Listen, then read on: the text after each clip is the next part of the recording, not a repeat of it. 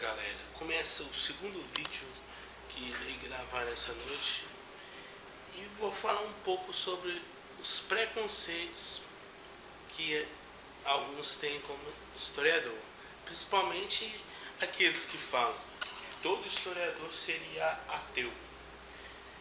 Veja bem, nem todos os historiadores são ateus, como esses pessoal fala. Apenas que Deus é um ser que eu acredito, mas é um ser ahistórico, ou seja, um Criador Supremo que criou os seres humanos. E a ciência, história, lida com fatos humanos inseridos no tempo e espaço. Portanto, lida com datações, lida com elementos dentro que são inseridos dentro do tempo, ou seja, o ser humano dizer que todo historiador é ateu por isso é totalmente errado. Apenas tem historiadores ateus, tem, principalmente se formos falarmos de história medieval. Acredito que 90% dos medievalistas sejam ateus, se eu não estou equivocado. Há uma gama de historiadores cristãos, por exemplo, do ponto de vista da história antiga. Nem todos, é claro. Existem os historiadores especialistas em história antiga que são ateus, incrédulos a qualquer tipo de deus ou deusas. E uma das coisas que me falam até hoje é: Tiago, você virou ateu porque você é historiador? Jamais. Apenas não fiquei mais crítico, fiquei com a fé mais madura, separando o que é a religião do que é Deus.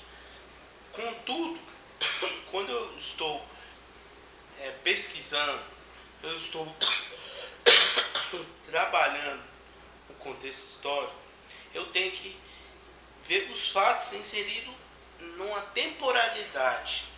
E Deus não é objeto de estudo do meu trabalho enquanto historiador. Portanto, não é pertinente a minha pessoa, ainda até pelo fato que eu gosto mais da história contemporânea, história da América Latina. Por exemplo, justificar do ponto de vista histórico a Revolução Cubana catrista porque Deus quis, isso não é o elemento que explica historicamente o porquê ocorreu a Revolução Cubana. Quais os fatores inseridos, quais as lutas de classe, quais a gama de complexos que levaram à Revolução Cubana, o intervencionismo estadunidense, entre outras coisas. Isto é algo mais filosófico, porque eu particularmente defendo uma história crítica, uma análise de várias documentações.